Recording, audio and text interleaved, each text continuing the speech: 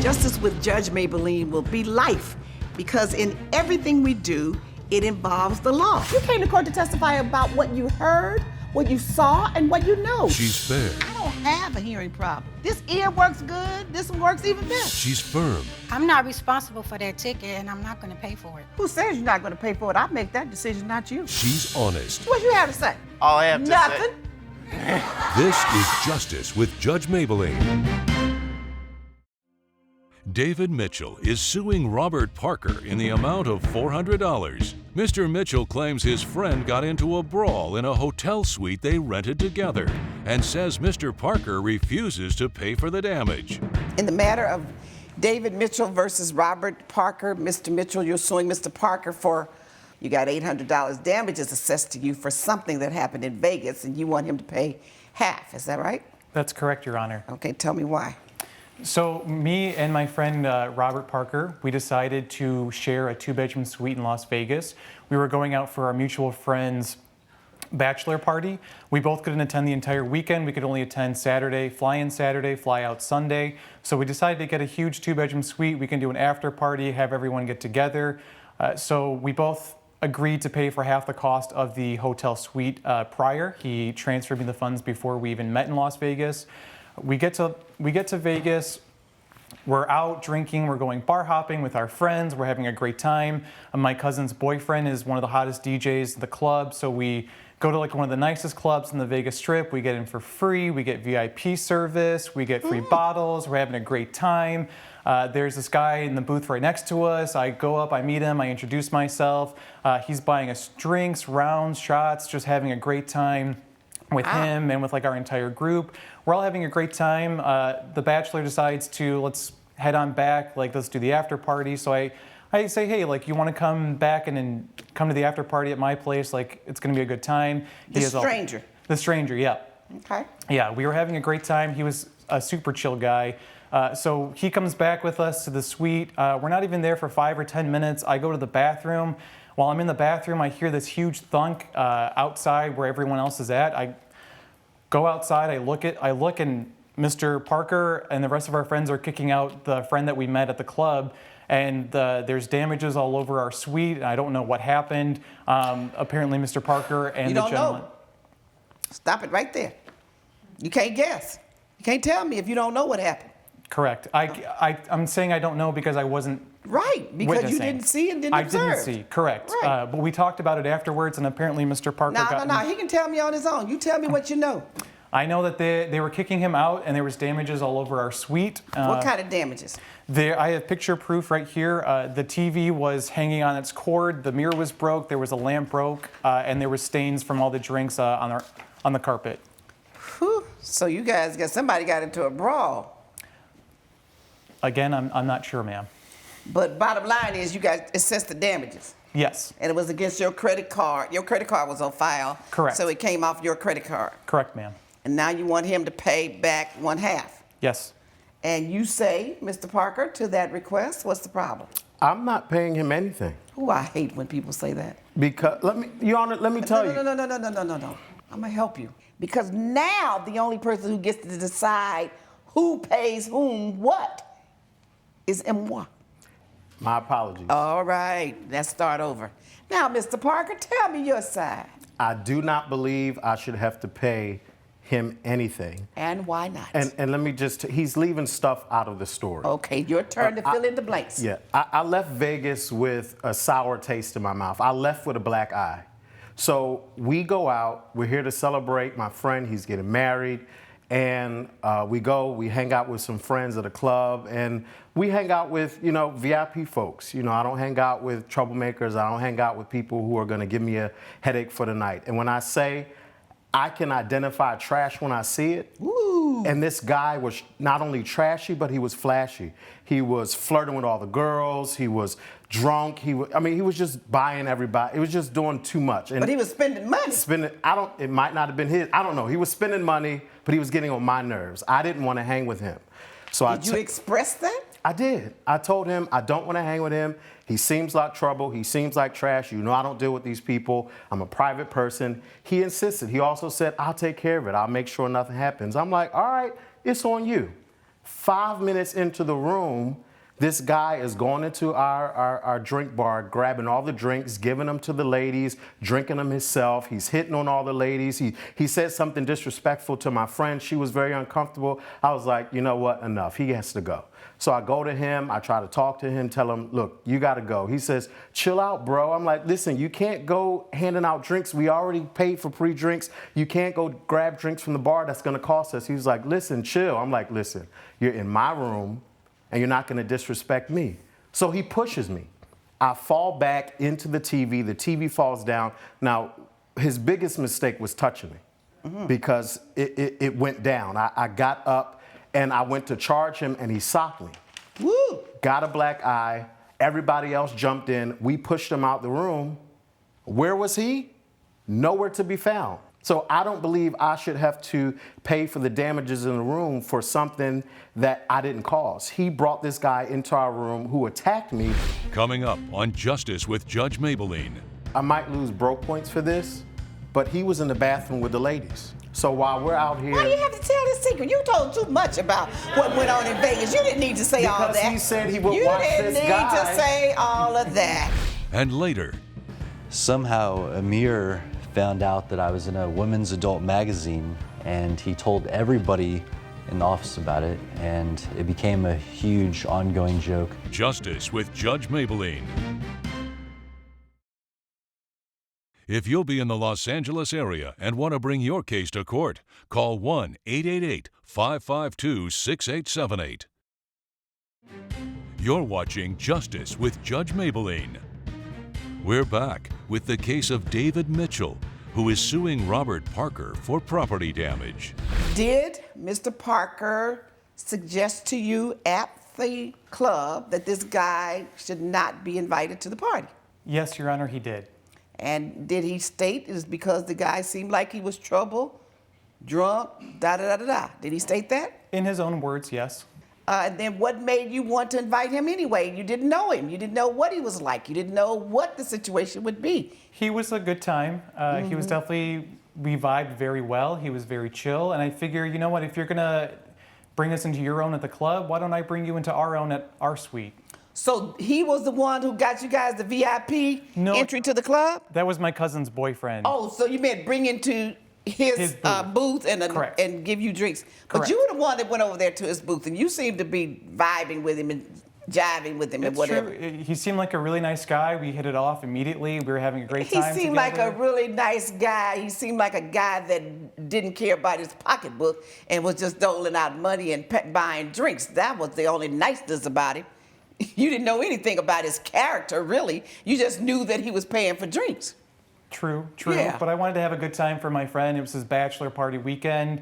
Why not have a great time? I can't offer these things, but if this guy is willing to help out, why not? We'll have a good time But together. now that you're leaving the club, you're going back to your suite. So he doesn't have to pass out money there, but he had the women. Yes, Your Honor, he did. I wasn't the one getting married. Our friend's getting married. And What was your friend's response to all of this? He was having a great time. I don't think he had a problem with it whatsoever. Okay. But But you said, you went to the bathroom, you got lost. Correct. You didn't know what was going on outside. When you came out, all you saw was ruckus. Correct. And your friend the gentleman was gone. Correct. Okay. So you don't know whether he acted in self-defense or not, right? Exactly. That's hearsay. Well, it's also, if I believe it, it's not hearsay.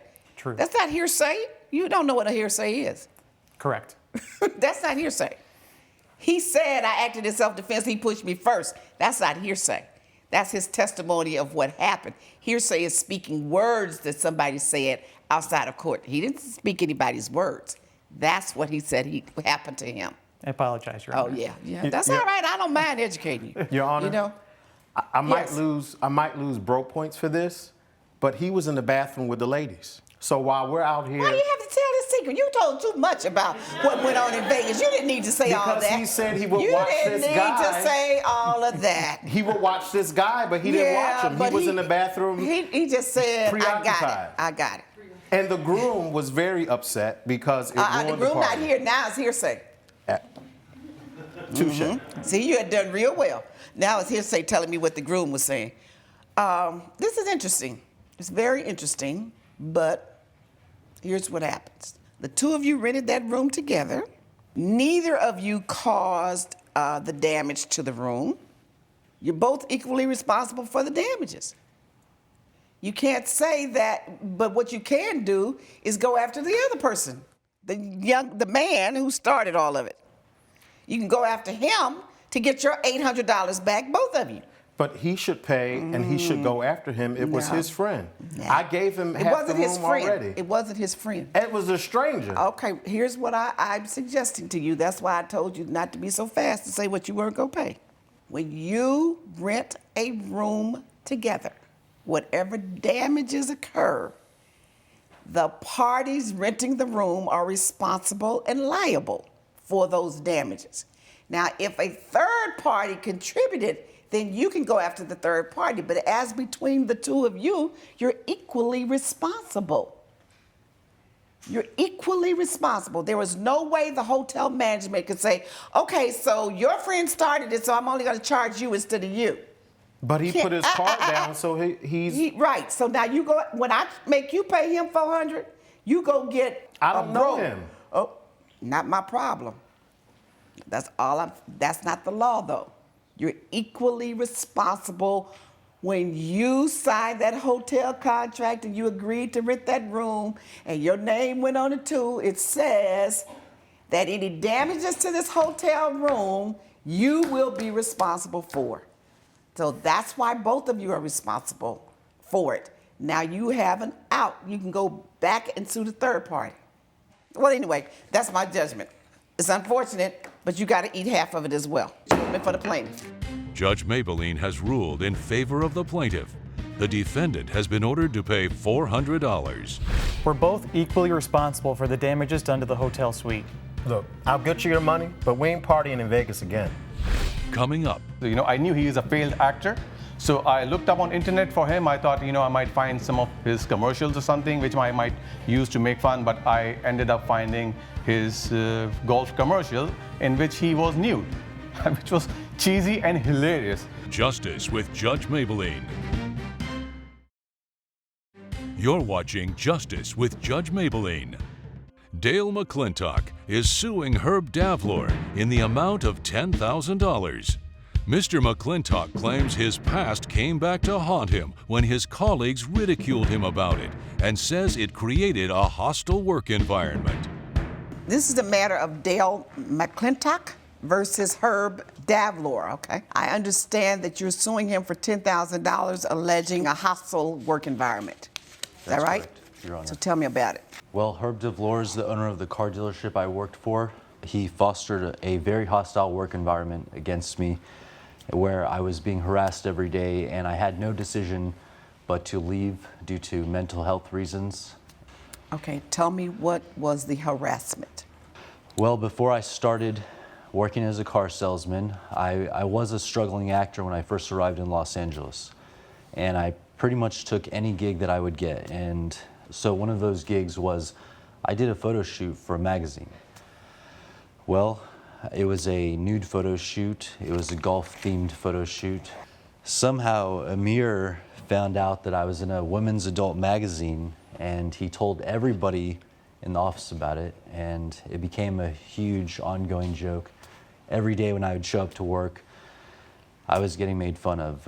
Well, they would make jokes about, hey, are you putting with a 6 or a 9? This became... Was it just Amir or other guys too? Well, Amir was definitely the instigator. He's the one who started this all. And after that, it caught on and everybody else started making fun of me. And how often did this take place? Well, this became an everyday thing at one point. Daily routine? Were you aware of this?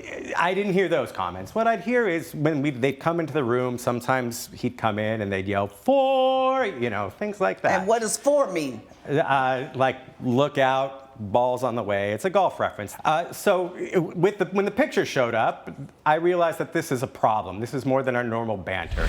Coming up, I knew he is a failed actor, so I looked up on internet for him. I thought, I might find some of his commercials or something which I might use to make fun, but I ended up finding his golf commercial in which he was nude, which was cheesy and hilarious. closed captioning provided by You're watching Justice with Judge Mablean. We're back with the case of Dale McClintock, who is suing Herb Davlor for a hostile work environment. Well, let me just talk to him, because you weren't the one who was showing the picture, were you? Well, How are you, Mr. Hasib? Amir Hasib. Okay. So you were the one who found this picture? Yes, ma'am. That's Okay. true. And after you found that picture of him on the internet posing in the nude with golf gear, what did you do? To start with, the moment he joined our organization, I never liked him. He had this very assuming attitude, and he was very condescending towards his fellow colleagues. To begin with, he was the one who started it. He was the one who started making fun of me. So, I had to get back at him. So I knew he is a failed actor. So I looked up on internet for him. I thought, I might find some of his commercials or something, which I might use to make fun, but I ended up finding his golf commercial in which he was nude, which was cheesy and hilarious. So I knew, that was my moment and I could make fun of him. And that's what I did. And what kind of things did you say? So I just said things like, do you like it from the green? Or like, a birdie. And these are very common golf terminology. And when you say a birdie, what does that mean in relation to sexual I don't know what reference? that means. I just said birdie. I mean, that's his interpretation. I never meant it sexually. He used words like that, and I got back to him. So it was all like male-to-male talk, but I never interrupted him between his clients. So it was just between us, between the clients. So it was no way affecting his work or something which was affecting his productivity. How do you know? Did your productivity go down? Yes, Your Honor. As a matter of fact, it got in the way of my cells so much. On the way to work every day, my palms were sweating. I had panic attacks. I couldn't breathe. Judge Mablean's verdict when Justice with Judge Mablean returns. Promotional consideration provided by. You're watching Justice with Judge Mablean. Here's the problem I have is it creates whether it created a hostile work environment, whether it prevented you from doing your work, whether it drove you to the point where you could not come to work and be comfortable in the work environment. And I was puzzled by this case, so I made sure I did some research on it. One of the things is that it has to be severe, frequent, or both. Annoying and mildly offensive comments are usually not enough. Inappropriate jokes, derogatory comments, or innuendos about one's sexual preference, sexual organs, body parts, etc. And this continued on and on and on and on. So that's a workplace hostile environment. And the way you laughed it off, you encourage the continued conduct because you as the employer, thinking it's no big deal, you just need to man up, you ignored what he was saying to you. Judgment for the plaintiff. Judge Mablean has ruled in favor of the plaintiff. The defendant has been ordered to pay $10,000. I hope you learned a lesson. I hope you're going to start being more respectful in the workplace. If you toughen up, you're welcome back anytime.